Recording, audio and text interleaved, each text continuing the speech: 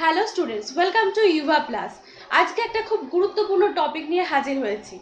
আজকের টপিক পেঁয়াজের তত্ত্ব। তো শিশুর বিকাশ সম্পর্কিত তিনটে তত্ত্ব তোমাদের পড়তে হবে।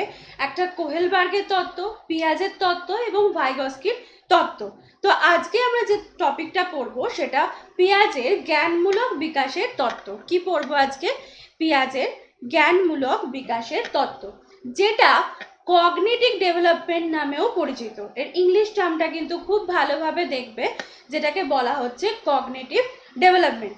যদি বলা যায় জ্ঞানমূলক বিকাশের তত্ত্ব বা কগনিটিভ ডেভেলপমেন্ট, এই থিওরিটা কে দিয়েছেন, তাহলে কিন্তু আনসার হবে পেঁয়াজে। এবার থিওরিতে কি বলা আছে সেটা একবার দেখে নিই।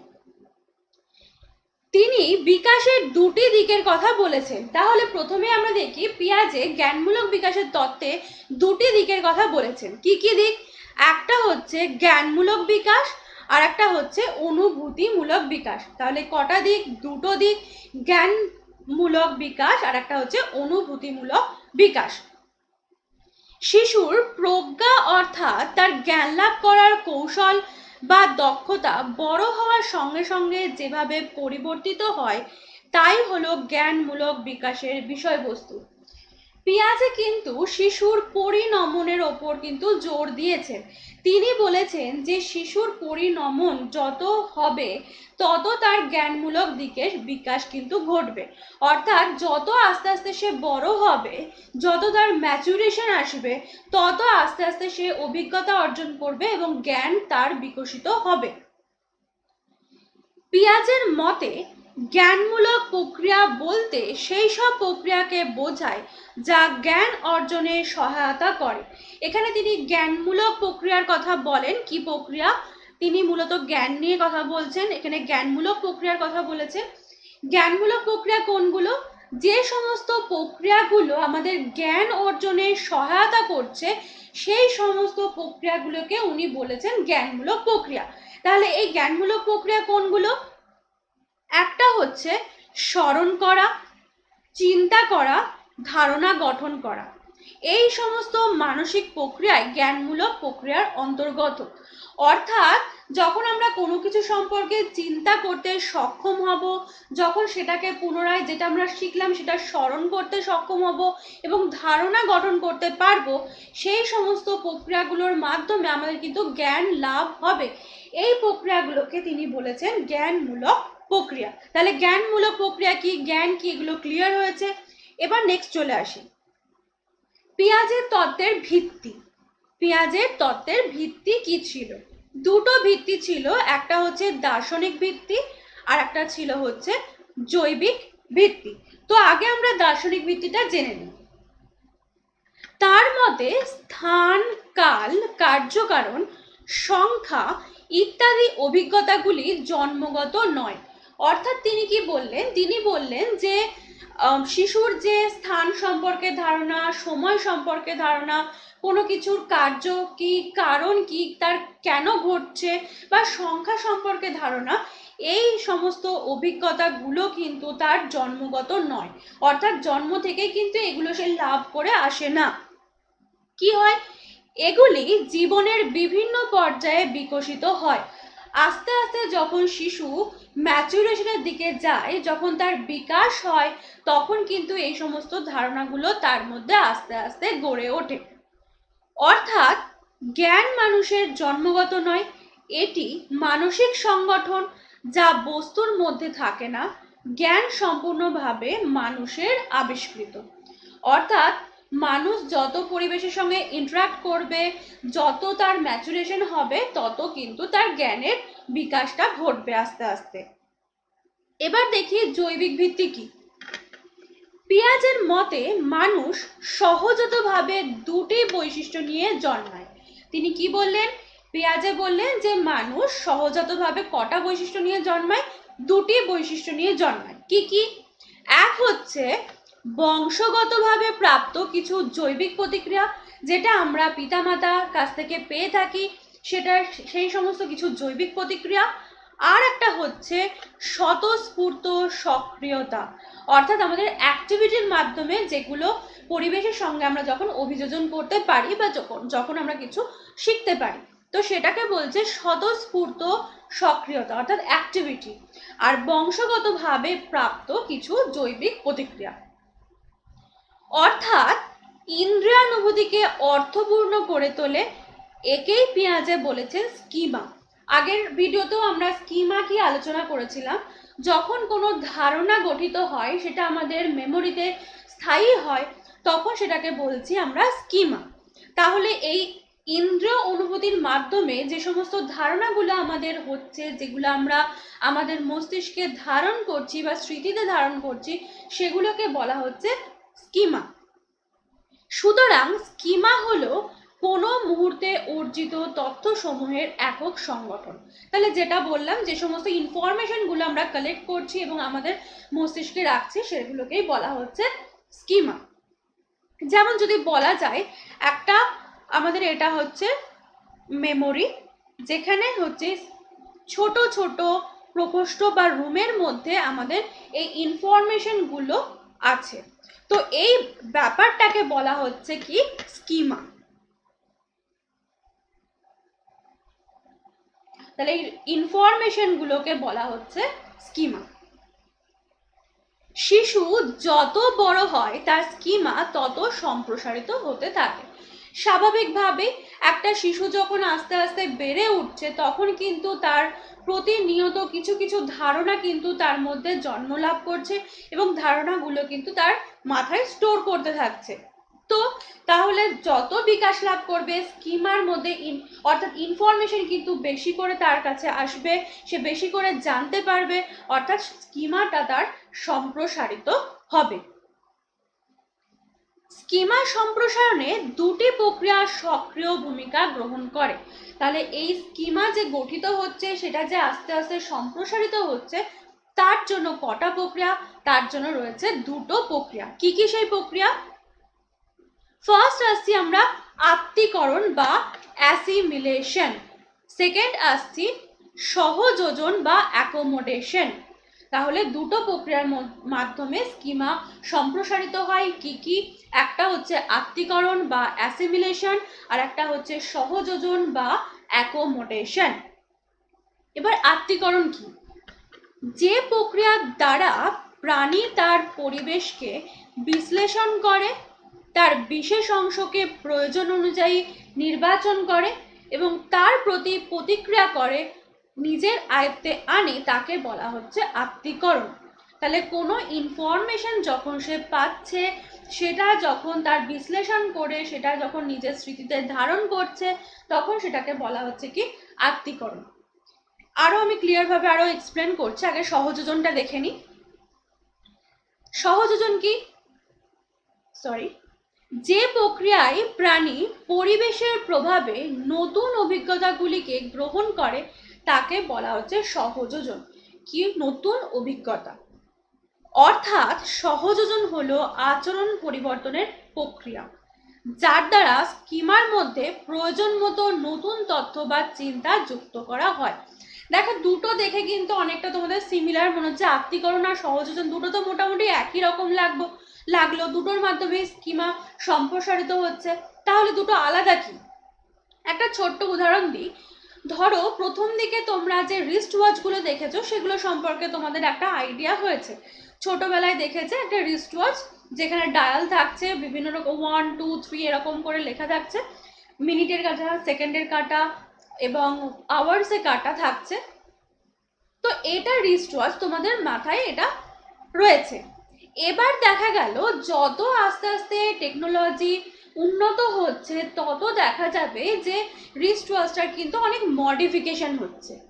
তাহলে তুমি হয়তো নর্মাল যে রিস্ট ওয়াচ, সেই রিস্ট ওয়াচের ধারণাটা তোমার মেমোরিতে রেখেছো। তো ওই ধরনের যে সমস্ত রিস্ট ওয়াচগুলো তোমরা দেখো, সেটা দেখেই তোমরা বুঝতে পারছো যে এটা তো রিস্ট ওয়াচ। তাহলে এই যে ধারণাটা রিস্ট ওয়াচের, সেটা যখন তোমার মেমোরিতে রাখলে, তখন সেটাকে বলা হচ্ছে আত্তীকরণ। যখন এই নতুন ধারণাটা তোমার মধ্যে থাকলো, সেটা হচ্ছে আত্তীকরণ। এবার পরবর্তীকালে যত টেকনোলজি ইমপ্রুভ করছে, দেখো রিস্ট ওয়াচ কিন্তু এখন স্মার্ট যে ব্যান্ডগুলোর মধ্যেও কিন্তু তোমরা দেখতে পাচ্ছ ওই ধরনের হয়ে গেছে। তো যখন তোমরা জানো না, তখন ওটা দেখে তোমার কিউরিসিটি হবে যে এটা কি। এটাও যে রিস্টওয়াচ হতে পারে সেটা কিন্তু তোমাদের প্রথমেই ধারণায় আসবে না। যারা জানে না তাদের ধারণায় আসলো না। পরে কি হলো, পরে তার ধারণাটা মডিফাই হলো যে রিস্টওয়াচটাও এইরকম হতে পারে। তাহলে এই যে নতুন ধারণা, পুরনো যে ধারণাটা ছিল তার সঙ্গে নতুন ধারণাটা যে মডিফাই হয়ে আবার তোমার স্কিমায় অ্যাড হলো, সেই প্রক্রিয়াটাকে বলা হচ্ছে সহযোজন। তাহলে আত্মীকরণ হচ্ছে প্রথম ধারণা, যখন ওই ধারণাটা মডিফাই হয়ে নতুনভাবে আবার তোমার স্কিমায় অন্তর্ভুক্ত করছো তখন সেটাকে বলা হচ্ছে সহযোজন। নেক্সট চলে আসি পিয়াজের প্রস্তাবিত জ্ঞানমূলক বিকাশের স্তর। তাহলে জ্ঞানমূলক বিকাশের স্তরকে তিনি কটা ভাগে ভাগ করেছেন? তিনি 4টে ভাগে ভাগ করেছেন। কি কি ছিল? এক হচ্ছে সংবেদন সঞ্চালনমূলক চিন্তনের স্তর, অর্থাৎ সেন্সারি মোটর থিঙ্কিং। পরেরটা কি? প্রাক সক্রিয়তা স্তর, অর্থাৎ প্রি অপারেশন স্টেজ। থার্ড আসছে নির্দিষ্ট সক্রিয়তা স্তর, অর্থাৎ কংক্রিট অপারেশন। পরেরটা আসছে সংগঠিত সক্রিয়তার স্তর, অর্থাৎ ফর্মাল অপারেশন। অর্থাৎ পিয়াজে যদি প্রশ্ন আসে যে পিয়াজি জ্ঞানমূলক বিকাশের ক্ষেত্রে কটি স্তরের কথা বলেছেন, তাহলে আনসার হবে 4টি স্তরের কথা বলেছেন। বাংলা টার্মগুলোর সঙ্গে সঙ্গে কিন্তু ইংলিশ টার্মগুলো খুব ভালোভাবে কিন্তু মনে রাখতে হবে। এবার দেখে নিই বয়স সীমাটা। এই সেন্সারি মোটর থিঙ্কিং এই স্তরটা হচ্ছে কোন সময় থেকে? জন্ম থেকে 2 বছর পর্যন্ত। ফার্স্ট স্টেজটা হচ্ছে জন্ম থেকে 2 বছর। সেকেন্ড স্টেজ হচ্ছে 2 থেকে 8 বছর। কত? 2 থেকে 8 বছর। থার্ড স্টেজ হচ্ছে 8 থেকে 14 বছর এবং ফোর্থ স্টেজ হচ্ছে 14 থেকে 18 বছর। তাহলে এই বয়স সীমাগুলো কিন্তু তোমাদের মনে রাখতে হবে। যদি ধরো প্রশ্ন আসলো যে পিরিয়ড অফ কংক্রিট অপারেশন, অর্থাৎ নির্দিষ্ট সক্রিয়তা স্তরের বয়স সীমা কত, তাহলে কি আনসার হবে? আনসার হবে 8 বছর থেকে 14 বছর। এবার চলো প্রত্যেকটা স্তরের বৈশিষ্ট্যগুলো জেনে নিই। প্রথম স্তর কি পড়েছি? সংবেদন সঞ্চালনমূলক চিন্তনের স্তর, অর্থাৎ সেন্সারি মোটর থিঙ্কিং। আগে যেটা বললাম যে এই স্তরটি জন্ম থেকে 2 বছর বয়স পর্যন্ত বিস্তৃত, অর্থাৎ সেন্সারি মোটর থিঙ্কিং এর স্তরটা কত বছর থেকে? জন্ম থেকে 2 বছর পর্যন্ত বিস্তৃত। এই স্তরে শিশু অঙ্গ সঞ্চালন ও ইন্দ্রিয়ের দ্বারা পরিবেশের সঙ্গে প্রতিক্রিয়া করে, তাই এই স্তরকে বলা হচ্ছে সংবেদন সঞ্চালনমূলক স্তর। অর্থাৎ যদি কোনো ছোট শিশুকে অবজার্ভ করে থাকো তখন দেখবে যে এই 2 বছর পর্যন্ত বাচ্চারা এরা কিন্তু কিভাবে জ্ঞানটা অর্জন করে কোনো বিষয়ের, হয়তো বিভিন্ন রকম অ্যাক্টিভিটি করছে, অঙ্গ প্রত্যঙ্গ নাড়াচাড়া করছে, বা হচ্ছে তার যে ইন্দ্রিয়, পঞ্চ ইন্দ্রিয় যে আমাদের রয়েছে, চক্ষু, কর্ণ, নাসিকা, জিহ্বা, ত্বক, সেগুলোর মাধ্যমে যে সমস্ত অনুভূতিগুলো পাচ্ছে সেইগুলো থেকে সে অল্প অল্প কিছু ধারণা লাভ করছে। সেই জন্য এই স্তরটাকে বলা হচ্ছে সংবেদন সঞ্চালনমূলক স্তর। এর বাইরে কিন্তু তার মধ্যে কোনো ধারণা জন্মলাভ করে না। কি কি বৈশিষ্ট্য? ফার্স্ট দেখো, এই স্তরে শিশুর চিন্তা মূলত তার সংবেদন সঞ্চালনমূলক ক্রিয়ার মধ্যে সীমাবদ্ধ থাকে, যেটা আগেই বললাম, যে সমস্ত অ্যাক্টিভিটির মাধ্যমে বা হচ্ছে তার ইন্দ্রিয়ের মাধ্যমে যেটুকু সে দেখছে বা শুনছে সেইটুকুর মধ্যেই তার চিন্তা কিন্তু সীমাবদ্ধ থাকছে। পরেরটা কি আছে? প্রাথমিকভাবে শিশু অত্যন্ত আত্মকেন্দ্রিক থাকে।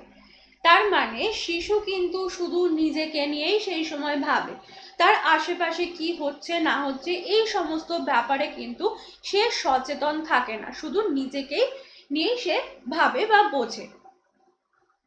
পরেরটা, এই স্তরে বস্তু স্থায়িত্ব সম্পর্কে শিশুর কোনো বোধ থাকে না, অর্থাৎ বস্তুটি কি আছে না নেই সেই সম্পর্কে তার মধ্যে কোনো বোধ তৈরি হয় না।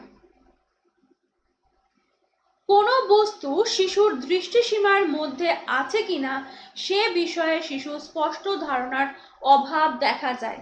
একে পিয়াজে বস্তু স্থায়িত্ব বলেছেন। এখানে এই ব্যাপারটা খুব ভালোভাবে জানতে হবে বস্তু স্থায়িত্ব কি। ধরো আমরা একটা টার্ম বলে থাকি out of sight out of mind, অর্থাৎ শিশুর সামনে যখন কোনো কিছু আছে তখন সেটা সে দেখছে শুনছে, কিন্তু যখন সেটা তার সামনে থেকে সরিয়ে নেওয়া হচ্ছে তখন কিন্তু সে সেই ব্যাপারটা সম্পূর্ণভাবে ভুলে যাচ্ছে। অর্থাৎ তার মধ্যে কিন্তু বস্তু স্থায়িত্বের এই চেতনাটা কিন্তু জাগ্রত হয়নি। ছোট বাচ্চার ক্ষেত্রে দেখবে একদম 9 মাস 11 মাস এইরকম বাচ্চার ক্ষেত্রে দেখবে, বা তার একটু বেশির ক্ষেত্রে দেখবে, তাদের সামনে থেকে যদি বস্তুটা সরিয়ে নেওয়া হয় তার মধ্যে কিন্তু খুব একটা এফেক্ট পড়ে না। কিন্তু আরেকটু বড় হলেই দেখা গেল কোনো একটা খেলনা যেটা নিয়ে সে খেলছে হঠাৎ করে যদি সেটাকে লুকিয়ে দেওয়া হয় তাহলে কিন্তু সে তখন কাঁদতে শুরু করে যে ওই খেলনাটাই তার চাই। অর্থাৎ তখন কিন্তু তার মধ্যে বস্তু স্থায়িত্ব সম্পর্কে ধারণা হয়ে গেছে, কারণ তার দৃষ্টির সামনে থেকে যখন সেটাকে সরিয়ে নেওয়া হলো তখন কিন্তু সে বুঝতে পারলো যে আমার সামনে ওই বস্তুটা নেই। অর্থাৎ সেই বস্তু স্থায়িত্ব সম্পর্কে ধারণা হয়েছে। আর যদি কোনো তার প্রতিক্রিয়া না হয় তাহলে বুঝতে হবে বস্তু স্থায়িত্ব সম্পর্কে তার কোনো ধারণা হয়নি। তাহলে বস্তু স্থায়িত্ব কি ক্লিয়ার হয়েছে সবার? নেক্সট বৈশিষ্ট্য দেখো, এই স্তরের শেষের দিকে শিশুরা বস্তুর আকৃতি, বর্ণ ইত্যাদি বৈশিষ্ট্যের সাহায্যে একটি অপরটি থেকে পৃথক করতে পারে। খুব বেশি পৃথকীকরণের ব্যাখ্যা তারা করতে পারে না, কিন্তু শুধুমাত্র তার আকৃতিগত দিক থেকে বা কালারের দিক থেকে একটা বস্তুকে আর একটা বস্তুর দিক থেকে সামান্যতম ভাবে পৃথক করতে পারে। এবার চলে আসি পরের স্তরে। পরের স্তরটা কি? প্রাক সক্রিয়তার স্তর, অর্থাৎ পিরিয়ড অফ প্রি অপারেশন। এই স্তরের সময়কাল যেটা বললাম 2 বছর বয়স থেকে প্রায় 8 বছর বয়স পর্যন্ত। পিয়াজে এই স্তরটিকে আবার দুটি উপস্তরে বিভক্ত করেছেন। তাহলে প্রাক সক্রিয়তা স্তরকে আবার কটা উপস্তরে ভাগ করা গেল? দুটো উপস্তরে ভাগ করা গেল। কি কি? একটা হচ্ছে প্রাক ধারণামূলক স্তর আর একটা হচ্ছে সংজ্ঞামূলক চিন্তনের স্তর। এই প্রাক সক্রিয়তা স্তরটা 2 বছর থেকে 4 বছর বয়স পর্যন্ত বিস্তৃত। সংজ্ঞামূলক চিন্তনের স্তরটা 4 থেকে 8 বছর বয়স পর্যন্ত বিস্তৃত। অর্থাৎ প্রাক সক্রিয়তা স্তরের সীমা আমরা পেলাম বয়স সীমা 2 বছর থেকে 8 বছর। এটাকে দুটো ভাগে ভাগ করা যায়, একটা হচ্ছে 2 বছর থেকে 4 বছর আর একটা হচ্ছে 4 বছর থেকে 8 বছর। এবার এক একটার বৈশিষ্ট্য আমরা দেখে নিই। প্রথমটা কি আছে? প্রাক ধারণামূলক স্তর। এর বৈশিষ্ট্য কি? ফার্স্ট দেখি, এই স্তরে শিশু অনুকরণমূলক আচরণগুলির কল্প সৃষ্টি করতে পারে এবং পূর্বের কোনো প্রতিক্রিয়াকে বর্তমান পরিস্থিতিতে ব্যবহার করতে শেখে। পিয়াজে একে বলেছেন বিলম্বিত অনুকরণ। অর্থাৎ কি? আমরা জানি শিশুরা হচ্ছে অনুকরণ প্রিয়, যা তারা দেখে তাই তারা অনুকরণ করে এবং সেই আচরণগুলোকে সে পরবর্তী ক্ষেত্রেও প্রয়োগ করে, যেটাকে তিনি বলেছেন বিলম্বিত অনুকরণ। একটা ছোট বাচ্চার ক্ষেত্রে দেখবে যখন তারা স্কুলে যেতে শুরু করে তখন কিন্তু টিচাররা যেভাবে ক্লাস নেয় তার মধ্যে কিছু কিছু পোর্শন কিন্তু সে নকল করার চেষ্টা করে, অনুকরণ করার চেষ্টা করে, এবং বাড়িতে বসে যখন সে খেলা করে নিজের মনের মানে একা একা বসে যখন খেলা করে তখন দেখবে দেখা যাচ্ছে যে সেই ধরনের অ্যাক্টিভিটিগুলো সে করছে। অ্যাজ এ টিচার নিজে বসেছে এবং অন্যান্য স্টুডেন্ট সামনে কিন্তু কোনো স্টুডেন্ট নেই, কিন্তু সে স্টুডেন্টকে পড়াচ্ছে বা এই ধরনের অ্যাক্টিভিটিগুলো করে। তাহলে এইগুলোকে বলা হচ্ছে অনুকরণ, অর্থাৎ এই বয়সে তারা অনুকরণ করছে এবং পরবর্তী ক্ষেত্রে যখন এটা প্রয়োগ করছে তখন সেটাকে বলা হচ্ছে বিলম্বিত অনুকরণ। নেক্সট, এই স্তরে শিশু তার নিজের কিছু কাজের মধ্যে ধারাবাহিকতা বজায় রাখে। অর্থাৎ যখন ছোট ছিল তখন কিন্তু তার কাজের মধ্যে, মানে আগের স্তরে ছিল তখন কিন্তু কাজের মধ্যে কোনো ধারাবাহিকতা ছিল না। এবার আস্তে আস্তে কিন্তু তার কাজের মধ্যে ধারাবাহিকতাটা আসছে। যেমন কি সকালবেলায় ঘুম থেকে ওঠা, ব্রাশ করা, খাওয়া, খেলাধুলা করা, পড়াশোনা করা, ঘুমোনো, সে মোটামুটি ভাবে রেগুলার এই সমস্ত কাজগুলো কিন্তু ফলো করে। অর্থাৎ তার কাজের মধ্যে কিন্তু ধারাবাহিকতা আস্তে আস্তে দেখা যায়। পরেরটা কি? এই স্তরে শিশু নিজের জগৎ ছাড়াও বাইরের জগতের অস্তিত্ব বুঝতে পারে। তাহলে নিজের চারিপাশের গণ্ডি ছাড়াও কিন্তু আর একটু হলেও বাইরের জগৎ সম্পর্কে তার কিছুটা হলেও ধারণা আস্তে আস্তে জন্মাতে শুরু করে। পরেরটা কি? শিশু ভাষা ব্যবহারের ক্ষমতা দ্রুত বিকাশ লাভ করে, তবে ভাষাকে পরিপূর্ণ ব্যবহার করতে পারে না। তাহলে এই বয়সের শিশুরা কিন্তু ভাষা প্রয়োগ করতে শুরু করে, মনের ভাব প্রকাশ করতে পারে, কিন্তু কোনো কোনো সময় দেখা যায় তারা মনের ভাবটা সম্পূর্ণরূপে প্রকাশ করে উঠতে পারছে না, অর্থাৎ যেটা বলতে চাইছে সেটা পুরোপুরি ভাষা দিয়ে প্রকাশ করতে পারছে না, অর্থাৎ ভাষাকে পরিপূর্ণভাবে কিন্তু এই বয়সে ব্যবহার করতে পারে না। পরেরটা কি আছে? সংজ্ঞামূলক চিন্তনের স্তর, অর্থাৎ দ্বিতীয় স্টেজের যে দ্বিতীয় উপস্তর। বৈশিষ্ট্য কি? এই স্তরে শিশুর সক্রিয় বাস্তবধর্মী চিন্তনের বিকাশ হতে শুরু করে, আস্তে আস্তে সে বাস্তবধর্মী চিন্তা তার মধ্যে শুরু হয়। পরেরটা, শিশু ভাষার মাধ্যমে সামাজিক মিথস্ক্রিয়া করে, অর্থাৎ আস্তে আস্তে সোশ্যাল ইন্টারাকশন কিন্তু তার মধ্যে দেখা যায়, অর্থাৎ স্কুলে যখন যাচ্ছে, স্কুলে অন্যান্য বন্ধুদের সঙ্গে কথাবার্তা বলছে, তাদের সঙ্গে খেলা করছে, এইগুলো হচ্ছে সোশ্যাল ইন্টারাকশন, অর্থাৎ অন্যর সঙ্গে যে মেলামেশা, অন্যের সঙ্গে যে কথাবার্তা বলা, সেইগুলো কিন্তু আস্তে আস্তে তাদের মধ্যে ডেভেলপ করে। পরেরটা কি আছে? শিশুর ভাষা প্রয়োগের দক্ষতা বৃদ্ধি পায়, অর্থাৎ আগের স্টেজে নিজের ভাষাকে যতটা না অর্থপূর্ণ করতে পারতো, এই বয়সে কিন্তু আস্তে আস্তে কিছুটা হলেও অর্থপূর্ণ করতে পারছে, অর্থাৎ যেটা সে বলতে চাইছে সেটা মোটামুটি ভাবে বোঝাতে সক্ষম হচ্ছে। পরেরটা কি? এই স্তরে স্থান ও সময় সম্পর্কে বিমূর্ত ধারণা তৈরি হয় না, অর্থাৎ যদি এই বয়সের শিশুদের খেয়াল করো তাহলে দেখবে তারা কিন্তু কোনো জায়গা, তার ডিস্টেন্স কতটা, সেটা কোথায় আছে, বা সময় সম্পর্কে কটা বাজছে, কত কি, সেই ব্যাপারগুলো সম্পর্কে কিন্তু সবসময় ক্লিয়ার ধারণা কিন্তু তাদের মধ্যে হয় না। পরেরটাই চলে আসি, নির্দিষ্ট সক্রিয়তার স্তর, অর্থাৎ কংক্রিট অপারেশন। এই স্তরটি 8 থেকে 14 বছর বয়স পর্যন্ত নির্দিষ্ট। তাহলে কোন সময় থেকে? 8 থেকে 14 বছর। এবার দেখো, এই স্তরে চিন্তনের মূল ভিত্তি হলো ধারণা, তাহলে আস্তে আস্তে কিন্তু তাদের মধ্যে ধারণা তৈরি হচ্ছে, যা শিশুরা সংজ্ঞামূলক চিন্তনের স্তরে গঠন করে, অর্থাৎ আগের স্তর যখন ছিল তখন সেই স্তরে কিন্তু আস্তে আস্তে এই ধারণার সূচনা হচ্ছিল। এই ধারণাগুলিকে পিয়াজে বলেছেন অপারেশন। তাহলে তাদের মধ্যে চিন্তা শক্তি আস্তে আস্তে জাগ্রত হচ্ছে, তাদের মধ্যে যে ধারণা আস্তে আস্তে গ্রো করছে, সেই ধারণাটাকে পিয়াজে কি বলেছেন? পিয়াজে বলেছেন অপারেশন। এবার চলে আসি বৈশিষ্ট্যে। প্রথম বৈশিষ্ট্য, এই স্তরে শিশু যুক্তিপূর্ণ চিন্তার দ্বারা সিদ্ধান্ত গ্রহণ করতে পারে। তাহলে আস্তে আস্তে তাদের মধ্যে কিন্তু যুক্তিপূর্ণ চিন্তার বিকাশ ঘটছে, কোনো বিষয়কে আস্তে আস্তে তারা যুক্তি দিয়ে বিচার করতে শিখছে। পরেরটা কি? পিয়াজের মতে কাজের মাধ্যমে শিক্ষা এই স্তরের মূল নীতি। পিয়াজে বলেছেন এই স্তরে অপারেশন সমন্বয়ের স্থায়িত্ব নির্ভর করে 5টি মৌলিক ধর্মের ওপর, অর্থাৎ তিনি কি বলেছেন? কাজের মাধ্যমে শিক্ষা, অর্থাৎ অ্যাক্টিভিটির মাধ্যমে শিক্ষা। শুধুমাত্র বই পড়লাম, পুঁথিগত বিদ্যা যে অর্জন করলাম, তাতে কিন্তু পুরোপুরিভাবে জ্ঞান বিকাশ লাভ করবে না। যত তারা অ্যাক্টিভিটি করবে, ইন্দ্রিয় সক্রিয়ভাবে, ইন্দ্রিয়ের সক্রিয়তা যত বজায় থাকবে, তত কিন্তু তাদের মধ্যে জ্ঞান বিকশিত হবে, জ্ঞানের বিকাশ ঘটবে। কি কি 5টা মৌলিক ধর্মের কথা বলেছে?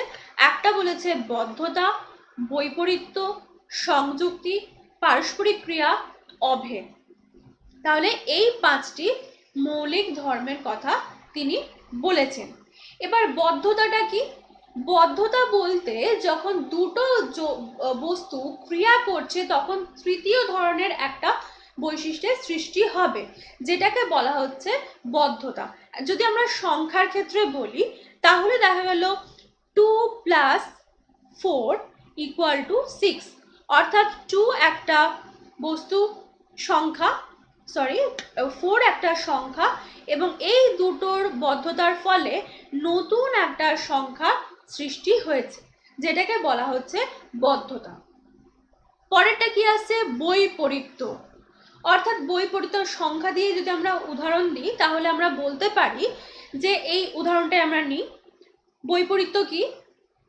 সেটা হচ্ছে এই যে 2+4 = 6, তাহলে এটা আমরা একটা রিলেশন পেলাম। আবার দেখো, এটা ঠিক বৈপরীত্য, মানে উল্টোটা কিভাবে করা যায়। তার মানে হচ্ছে 6 থেকে যদি আমরা 2 মাইনাস করি তাহলে কিন্তু 4 পাবো। তাহলে এই যে ইকুয়েশনটা ছিল এটার বিপরীত ইকুয়েশন কিন্তু সে বুঝতে পারছে বা করতে সক্ষম হচ্ছে। রিভার্স যে ব্যাপারটা সেটা তাদের মধ্যে কিন্তু ডেভেলপ করে গেছে, কিন্তু আগে কিন্তু রিভার্স ব্যাপারটা তাদের মধ্যে খুব একটা ডেভেলপ করতো না। যদি তাকে একটা রাস্তা দেখানো হয়, বাড়ি থেকে একটা জায়গায় যাওয়ার জন্য যে রাস্তা দেখানো হলো, সেই রাস্তা থেকে পুনরায় যদি তাকে ফিরে আসতে বলা হয় তাহলে কিন্তু সেই রাস্তা থেকে সবসময় সে ফিরে আসতে পারবে না। অর্থাৎ বিপরীত ব্যাপারটা আগে বুঝতে পারতো না।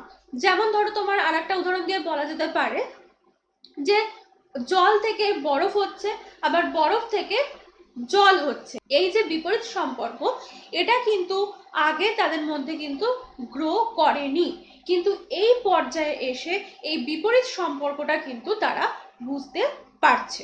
আচ্ছা, পরেরটা কি আছে? সংযুক্তি। অর্থাৎ দুটো বা তিনটে সংখ্যা যদি তাদের সামনে থাকে বা তিনটে বিষয় যদি থাকে, তাহলে তাদের মধ্যে যে সংযুক্তি কি হবে, তাদের ক্রম অনুসারে না সাজালেও যে সেটা সম্ভব, সেটা কিন্তু তারা আস্তে আস্তে বুঝতে পারে।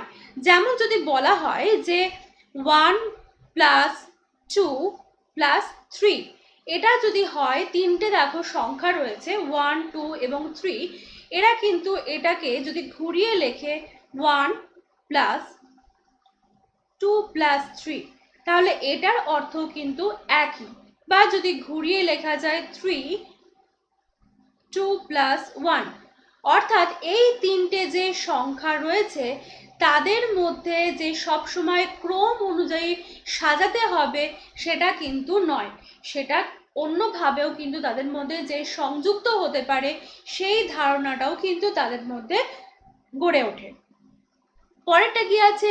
পারস্পরিক ক্রিয়া। অর্থাৎ একই বিষয়ের যদি বারবার পুনরাবৃত্তিও করা হয় তাহলে কিন্তু তাদের মধ্যে ধারণা হয়ে যায় যে ওই বিষয়টার অর্থ কিন্তু একই। যদি বলা হয় সকল মানুষ এবং সকল মানুষ, একটা কথা দেখো, সকল মানুষ, এই কথাটা কিন্তু তাকে দুবার বলা হলো, কিন্তু সে কিন্তু এইটার ধারণা করে নিয়েছে সকল মানুষ এবং সকল মানুষ দুবার যদি বলা হয় তাহলে এটার অর্থ কিন্তু একটাই দাঁড়ায়, সকল মানুষ।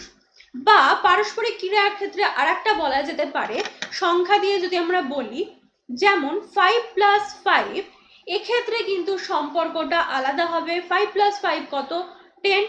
আবার এই একই সংখ্যা যদি থাকে 5 × 5, অর্থাৎ এক্ষেত্রে হবে 25। তাহলে দেখো, দুটো কিন্তু একই জিনিস, কিন্তু দুটোর মধ্যে কিন্তু পারস্পরিক ক্রিয়া কিন্তু আলাদা। এই সমস্ত ধারণাগুলো কিন্তু জাগ্রত হয়। অভেদটা কি? অভেদটা যখন একটা ধারণার সঙ্গে বিপরীত ধারণা যুক্ত হয় তখন সেক্ষেত্রে কিন্তু নিষ্ক্রিয়তায় প্রমাণিত হয়। যেমন কি, যদি দেখা যায় h রয়েছে +h, তাহলে এক্ষেত্রে কি হবে?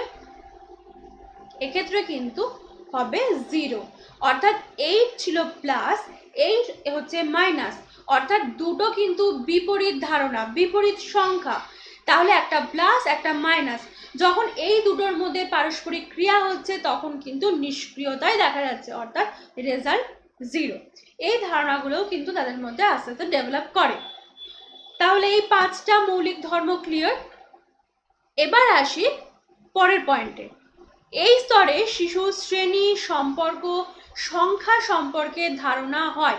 অর্থাৎ কি, যখন বস্তুগুলোকে সে দেখছে তখন সেই বস্তুগুলোর সাদৃশ্যের ভিত্তিতে একটা শ্রেণীতে তারা ফেলে, আবার বৈসাদৃশ্যের ভিত্তিতে সেগুলোকে অন্য শ্রেণীতে অ্যাড করে।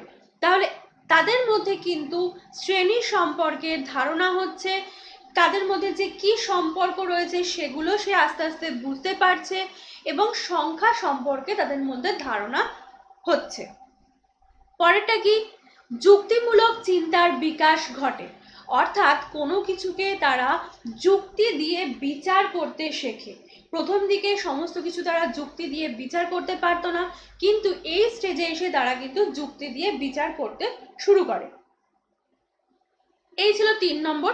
এবার চলে আসি 4 নম্বর পর্যায়ে, সংগঠিত সক্রিয়তা স্তর অর্থাৎ ফর্মাল অপারেশন। বৈশিষ্ট্য কি, এই স্তরে শিশু যে কোনো কাজের সমগ্র সম্ভাব্যতায় গ্রহণ করে, প্রকল্প গঠন করে, পরীক্ষা করে, বিশ্লেষণ করে, সিদ্ধান্ত গ্রহণ করে, প্রয়োজনে তা গ্রহণ বা বর্জন করে। অর্থাৎ কাজের সময় কি করে, যত রকম তার সম্ভাবনা রয়েছে সেগুলোকে তারা গ্রহণ করছে এবং সেগুলোকে পরীক্ষা করে দেখছে, তার বিশ্লেষণ করছে এবং তারপর সে কিন্তু সিদ্ধান্তে উপনীত হচ্ছে এবং তার মধ্যে থেকে যেটুকু তার মনে হচ্ছে গ্রহণ করা দরকার সেটুকু গ্রহণ করছে, যেটুকু তার অপ্রয়োজনীয় বলে মনে হচ্ছে সেটাকে কিন্তু সে বাতিল করে দিচ্ছে। তাহলে এই সমস্ত গুণগুলো কিন্তু এই 4th স্টেজে দেখা যায়। মূর্ত চিন্তা ছাড়াও বিমূর্ত চিন্তন করতে পারে। প্রথম দিকে শিশুরা কিন্তু বিমূর্ত চিন্তন করতে সক্ষম হতো না, অর্থাৎ তার সামনে যে বস্তুটা আছে শুধুমাত্র সেই বস্তুটা সম্পর্কেই তারা ধারণা করতে পারতো, যেটা তার চোখের আড়ালে আছে সেই সমস্তগুলো সম্পর্কে ধারণা করতে পারতো না। এই সময় কিন্তু বিমূর্ত চিন্তন কিন্তু পুরোপুরিভাবে করতে পারে, অর্থাৎ চোখের আড়ালে যে সমস্ত জিনিসগুলো রয়েছে সেগুলো সম্পর্কেও কিন্তু তাদের ধারণা আস্তে আস্তে তৈরি হয়ে যায় এবং ভালো রকমভাবে তারা ধারণা করতে সক্ষম হয় এই স্তরে। পরেরটা কি আছে, এই স্তরে সে যৌথ পরিকল্পনা সংমিশ্রণে সাধারণীকরণ করতে পারে। অর্থাৎ বিভিন্ন প্রক্রিয়াগুলোর মাধ্যমে কি তার সংমিশ্রণ ঘটিয়ে সেখান থেকে একটা সূত্র সে বার করতে সক্ষম হয়। এই অপারেশনকে বলেছেন দলগত অপারেশন। তাহলে 4th স্টেজের যে অপারেশন অর্থাৎ যৌথ পরিকল্পনা সংমিশ্রণে সাধারণীকরণ করতে পারে, এই ধরনের ধারণাকে তিনি কি বলেছেন, তিনি বলেছেন দলগত অপারেশন। এর আরেকটা কি নাম দিয়েছে, INRC গ্রুপ। কি বলেছেন, INRC গ্রুপ। সেটা কি, I ফর হচ্ছে আইডেন্টিটি সাদৃশ্য, N for negative, R for বিনিময়, C ফর কোরিলেশন বা সহগতি। অর্থাৎ এই 4টের কথা তিনি বলেছেন। যে কোনো প্রকল্পকে পরীক্ষা করার জন্য এবং সিদ্ধান্তে উপনীত হওয়ার জন্য এই অপারেশনগুলি প্রয়োজন হয়। অর্থাৎ কোনো প্রকল্পকে পরীক্ষা করে সিদ্ধান্তে উপনীত হওয়ার জন্য এই 4টে বিষয় কিন্তু দরকার হয়। কি কি, সাদৃশ্য, নেগেটিভিটি, নঙর্থক, বিনিময় এবং সহগতি। এই 4টে যখন সংমিশ্রণ ঘটিয়ে একটা সিদ্ধান্তে উপনীত হয় তখন সেটাকে বলা হচ্ছে কি INRC গ্রুপ। এবার চলে আসি পিয়াজের তত্ত্বের শিক্ষামূলক তাৎপর্য। তিনি যে তত্ত্বের কথা বলেছেন শিশুদের বিকাশ যেভাবে ঘটছে সেটা আমরা শিক্ষামূলক ক্ষেত্রে কিভাবে প্রয়োগ করতে পারি। প্রথমেই বলেছেন শিক্ষামূলক প্রদীপনের ব্যবহার। অর্থাৎ যে সবসময় আমরা বই পড়ে সামনাসামনি শুধু সেই ধরনের জ্ঞানগুলো তাদেরকে শিক্ষার্থীদের যে দান করব তা নয়, তাদের সামনে কিন্তু শিক্ষামূলক প্রদীপন ব্যবহার করতে হবে। অর্থাৎ চার্ট, প্রজেক্টর এগুলো তাদের সামনে আনতে হবে যাতে বিমূর্ত বিষয়গুলো তাদের সামনে মূর্ত হয়ে ওঠে। নেক্সট বলছে সরল থেকে জটিল। অর্থাৎ কোনো বিষয়বস্তুকে আগে সরলভাবে তাদের সামনে উপস্থিত করতে হবে, অর্থাৎ সোজাভাবে শিক্ষার্থীদের সামনে উপস্থিত করতে হবে, তারপর আস্তে আস্তে জটিলের দিকে যেতে হবে। প্রথমেই যদি জটিল বিষয়বস্তু তাদের সামনে উপস্থিত করা হয় তাহলে কিন্তু তারা মনোযোগী হবে না বা তারা বুঝতেও পারবে না, তাদের কাছে পুরো বিষয়টা মনোটোনাস হয়ে যাবে। নেক্সট কি আছে, কাজের মাধ্যমে শিক্ষা, অর্থাৎ ইন্দ্রিয় সক্রিয়তার মাধ্যমে শিক্ষা লাভ করা, অর্থাৎ অ্যাক্টিভিটির সুযোগ যেন থাকে শিক্ষা গ্রহণের ক্ষেত্রে, তিনি সে কথাও বলেছেন। পরেরটা কি, সামঞ্জস্যপূর্ণ পাঠ্যক্রম, অর্থাৎ যে বয়সের যে শিশু সেই তাদের মেন্টাল এজ অনুযায়ী তাদের কতটা নেওয়ার ক্ষমতা সেই অনুযায়ী কিন্তু পাঠ্যক্রমকে রচনা করতে হবে। যদি একটা লো স্ট্যান্ডার্ড, অর্থাৎ লো স্ট্যান্ডার্ড বলতে এখানে অল্প বয়সের শিশুকে যদি খুব হায়ার ক্লাসের কিছু জিনিস দেওয়া হয় পাঠ্যক্রম হিসেবে তাদের সিলেবাসে অন্তর্ভুক্ত করা হয়, তারা কিন্তু সেটা বুঝতে পারবে না। অর্থাৎ তাদের বয়স অনুযায়ী কিন্তু সামঞ্জস্যপূর্ণ পাঠ্যক্রম তৈরি করতে হবে। নেক্সট আসছে শিক্ষণ মডেল, অর্থাৎ টিচিং মডেল কিন্তু তাদের সামনে রাখতে হবে, যেটা শেখাচ্ছ সেই শেখানোর ব্যাপারে কিন্তু তাদের সামনে সুন্দরভাবে মডেল উপস্থাপন করতে হবে। এই ছিল পিয়াজের তত্ত্বের শিক্ষামূলক তাৎপর্য। তো আজকের ভিডিওতে আমরা পেঁয়াজের থিওরিটা ক্লিয়ার করলাম। নেক্সট ভিডিওতে আমরা বাকি যে তত্ত্বগুলো রয়েছে সেগুলো একটা একটা করে ক্লিয়ার করব। এই 3টে তত্ত্ব কমপ্লিট হয়ে গেলে আমরা এই 3টে তত্ত্বের ওপর এমসিকিউ সলভ করব। তো থ্যাঙ্কস ফর ওয়াচিং, পড়তে থাকো, দেখতে থাকো ইউভা প্লাস।